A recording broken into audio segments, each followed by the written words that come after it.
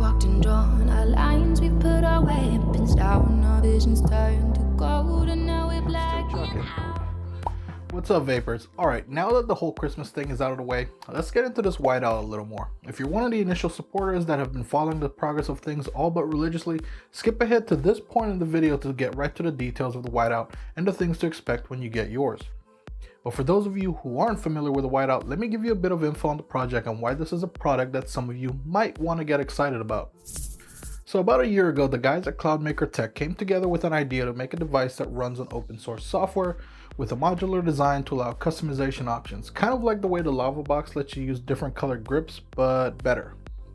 After posting some questions to the Reddit vaping community, it soon became obvious that this was going to be something special, and before long things began to happen. What initially started out being a device running on the Cloudmaker Aries board, which was going to be their really customized platform, was now also going to be able to run on different boards, including the Yeehy SX350J and the Evolve DNA 200. So not only can you swap out panels for different ones to change the look of your whiteout, but you can also easily swap out your existing board to a different one using pre-built kits without having to do any soldering and figuring out complex wiring diagrams. Just pull out the old one and plug in the new one. With Cloudmaker Tech creating the build kits for different boards and near limitless color panel combinations, as well as the ability to create your own custom panels, the whiteout is well on its way to establishing itself as a true platform to build upon.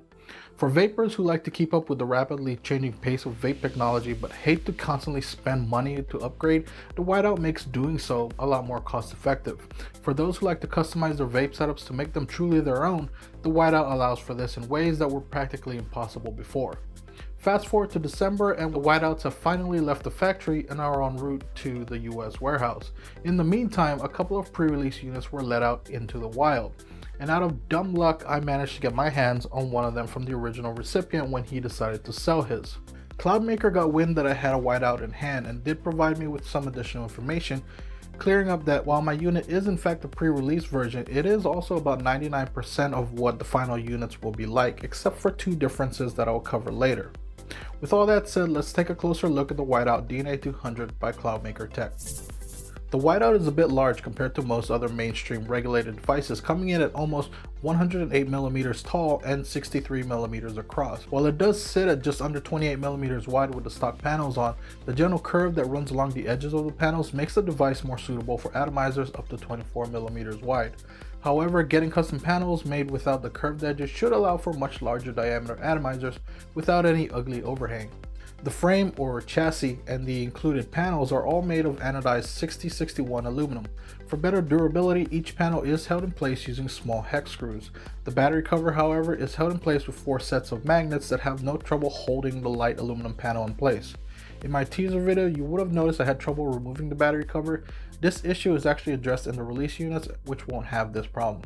Also of note, the 12 vent holes have been moved from the bottom panel to the rear side panel.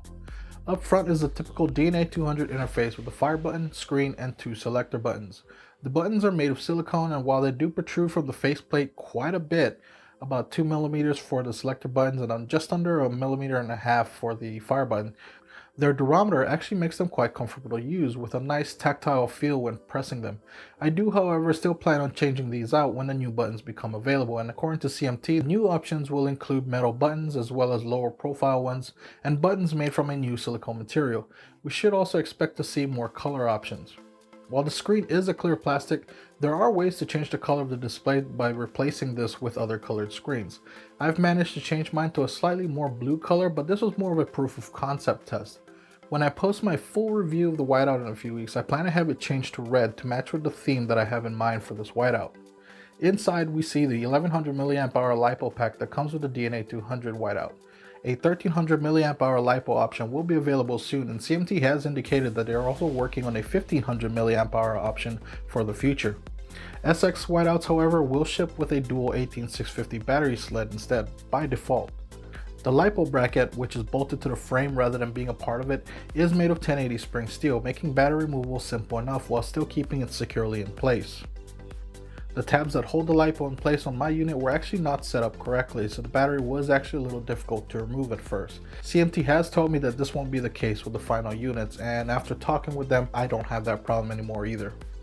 The battery uses an XT type connector to the board, a connector I've trusted since my days flying RC helicopters. That's rated at 30 amps and all internal wiring is done using high temperature PTFE 16 gauge wire, except for those going to the 510 connector where 14 gauge is used instead. And they're all sleeved in TechFlex with a thicker heat shrink for added protection from abrasion that may occur when doing any customizing. It should be noted that the wiring in future models will also be sleeved in a tighter weaved mesh for a cleaner look. Some of you who may not have followed the design progress closely might be wondering what happened to the terminal block that was in the initial CAD renderings of the Whiteout. While it looked good on paper, in practice the design proved to be more trouble than it was worth. While resistance increase was negligible, it was found to be inconsistent and did in fact get higher over time due to the flag terminals bending and basically getting damaged over time due to the way that they were secured into the block. The increased number of parts in the block and the corresponding connections also didn't make sense to keep the design. Instead, CMT chose to go with the bullet connectors and the XT30 for the LiPo pack that retained the original plug-and-play concept to make changing out the electrical components easy for anyone to do. The 510 connector is the tried and true 14mm Varitube 510 made of brass and stainless steel with a spring-loaded brass center pin. Although it looks like a really tight fit between the 510 pin and the top of the battery, CMT has assured me that they have tested a huge number of atomizers with varying center pin lengths and have not encountered any issues. The Whiteout does feature 3 options for the position of the 510 built into the frame, including a center location, though an optional top panel replacement is required to use that position. In my opinion, the default position to be the one furthest from the board is the safest one to use to protect against accidentally shorting the board with any stray juice leaking from the addy down into the device. Over on the left we have the cradle assembly for the DNA 200, which is mounted to the frame using a pair of small bolts.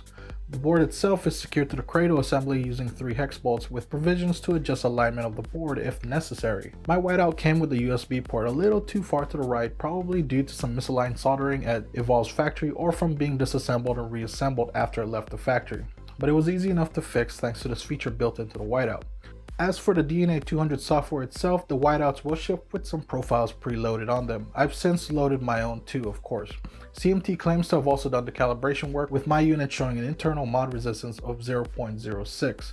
CMT is also working on a lot of new content that they will be releasing to support the Whiteout and its users, including quick start guides and modding tips. So the Whiteout isn't necessarily a device I would recommend for a new vapor or even the average vapor, but that doesn't necessarily mean it's a bad option either. As CMT stated in one of their Maker Talk episodes, the Whiteout is perfectly capable of being your first vape, but it might not be the best choice compared to some smaller options.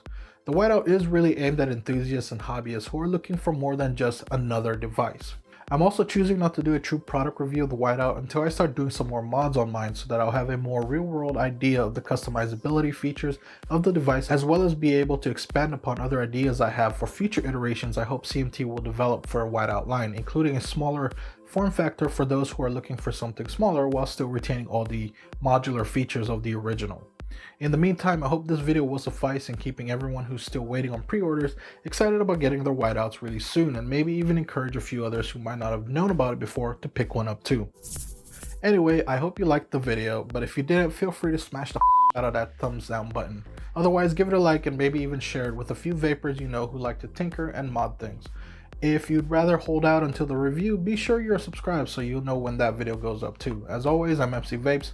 Thank you so much for watching, and remember to keep kicking butts one vape at a time. Oh yeah, I redid my wiring.